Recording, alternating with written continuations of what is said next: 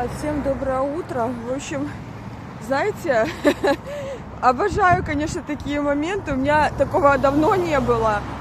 Вот. Ну, просто вышла в магазин, купила кофе, села рядышком попить на лавочке.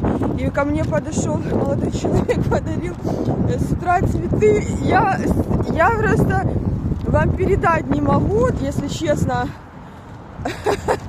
насколько у меня вот благодарности, удивления, умиления, да, и казалось бы банально, да, цветы. Ну, ребят, кто вот так вот нынче просто так дарят сейчас, да, вот цветы? Ну, давайте будем честны.